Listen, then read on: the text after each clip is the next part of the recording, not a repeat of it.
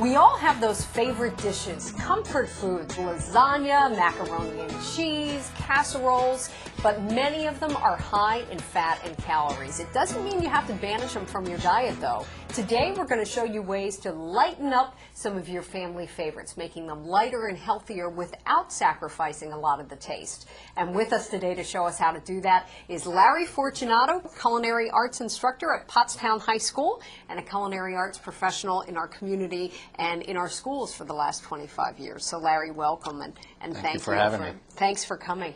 What kinds of dishes are we going to make today? Because there's lots, we have so many that we could choose from. A lot of comfort foods. So we're going to start off with a macaroni and cheese. That is absolutely got to be at the top of the list of favorites for a lot of people. Then we're going to go into a Mexican casserole, and we're going to discuss how to lighten up a lasagna. Excellent. Okay. Take us through it. What do we do? So today we're going to start with our macaroni and cheese. A typical serving is about 1 cup, which is about 450 calories, which is a lot, and it's also fattening. So we're going to lighten it up a little bit by adding some non-fat milk and some reduced fat cheese. And we're not going to be able to tell the difference? No. Okay. No, not at all. All right. Proof's in the pudding. Let's get to it. That's right. We've pre-cooked our macaronis here. We're going to pull them up to let them drain. We're using a And Larry, this is whole grain? whole wheat, whole grain pasta. Traditionally, it's elbow macaroni, but you can use any kind of tubular pasta. So. Okay. And that's something that I think a lot of people are afraid of today, that they think the whole wheat is not going to taste good, but it's really pretty good. No, it's just as good. You don't notice it that much. Especially if it's got cheese on it. Correct. Traditionally, when you make a cheese sauce, you're going to use milk and thicken it with a roux with butter and flour, but we're just going to use flour. So we're going to cut that out a little bit. So we're going to add in our milk to our pan. We've got some sizzling going on here. And then So we're saving calories by eliminating the butter. Yes, and this is also non-fat as well instead of whole milk. Okay. All right. We sprinkle some flour in. We're going to make sure that we whisk this up. Just want to mix that all around. And about how long would we cook that for, Larry? A few minutes. You want to make sure that you get all the lumps out. You want to whisk it thoroughly, and you want to see it start to bubble up a little bit. Okay.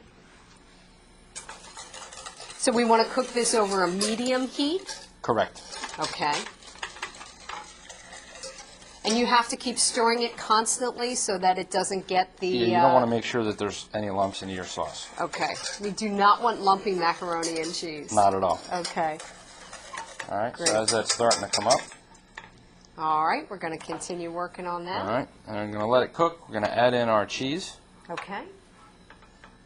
And this is what kind of cheese? It's a reduced fat, extra sharp cheddar cheese. Okay, and you can buy the pre-shredded in the store if you want, or you can shred your own. Sure, and that'll save you some time. Great. And cheese is also a natural thickening agent, so that'll help thicken up your sauce as well. Okay. I'll turn that down. Smells good already. Cheese seems to make everything taste better. Yes, it does. And you want to make sure, again, as it's all melted and blended, and once it starts to thicken, we're going to add in our macaroni to that. Okay.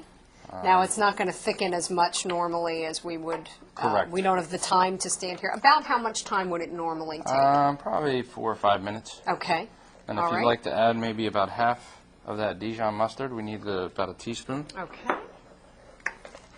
And dump some of this in. All right. Great. Thank you very much. Now, again, we're not going to take the time that we normally would need to actually cook all of this. Correct. But, so at this point, we would put our macaroni in. Yes. And what we'll do, instead of doing it in a bowl, I'll keep stirring this while... we're going to mix it right in a pan. Excellent. Nice big pan. It really does smell good already. Look at that, Smells huh? great. Excellent. Now, I don't think most people would be able to detect the difference. No, not at all. It looks just as Great. creamy, just as smooth. It does. We're going to add a little bit of pepper to that, and we're ready to go. Okay. Great. Excellent. And we want to put a little bit out on a plate here. Terrific. This is kid tested. Yes, it is. Do your kids eat this, Yes. Larry? Macaroni and cheese is one of the favorites. It's a family favorite. That looks great. Terrific. Would you like to try some? I would love to try some. I'm going to take a little taste while we do this. Oh, that is good. That's very good. Great. Okay, and that's something that you could add some vegetables to, some chopped up broccoli or mushrooms, something like that, to get some vegetables in as well. Make it even healthier. Great. Okay, on to the Mexican casserole. Yes, we're going to have a whole bunch of different variety of vegetables, and it's almost a layered casserole. So what we're going to do first is we're going to start off with our onions. We need a little bit of oil in the pan. All right. Just canola oil, just a splash. And we need to do this very quickly because I don't think we have a lot of time here. Add in our onions. Okay. And get those cooking up. All right. And you want to cook those till they're nice and golden brown. So we're going to move it along here a little bit. We're going to add the rest of our product in here. What do we need? Take our black beans. Black beans, and black beans are such a good source of protein and fiber and Add our very shredded zucchini.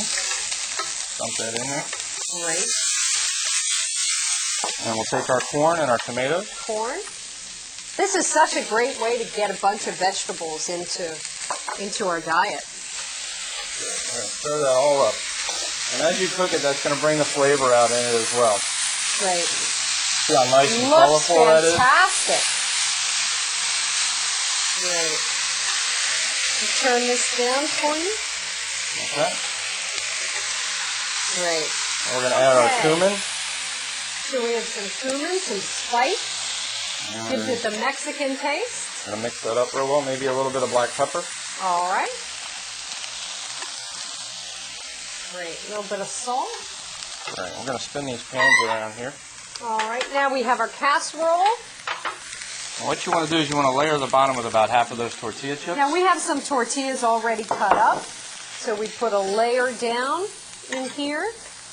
And then what's going in next? And we're going to add our vegetables on top of that. Okay. Be careful there. I don't want to get you. About half of what you've cooked.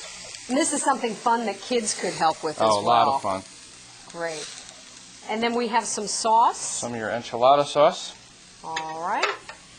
And then cheese. And you're going to top it with cheese and then more chips. And then we relayer again. Exactly. Okay, that's terrific. That's easy to assemble. It's fairly healthy. Once again, low-fat cheese. Larry, the secret to these things, low-fat cheese, low-fat milk, low-fat sauces, lots of vegetables. Yes, reduce your calorie intake and cut down on your fats. Wonderful. We also have the lasagna, which we don't have time to demonstrate how we would make that, but it's the same type of principle, the layers. Yep. Correct? Yep. And the lasagna just looks fantastic. And again, the same principles when you make the lasagna. Your low-fat or your reduced-fat ricotta cheese, and the same thing with your mozzarella. Terrific. Add the vegetables and you have such a great dish. Great. And all these recipes on our website at www.pottstownfoundation.org.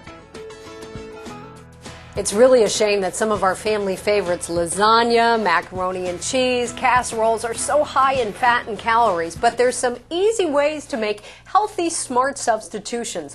Low-fat cheese, whole grain pasta, low-fat milk, and it can turn those family favorites into healthy additions to your table. You won't notice the difference, I promise you. Log on to our website, www.pottstownfoundation.org.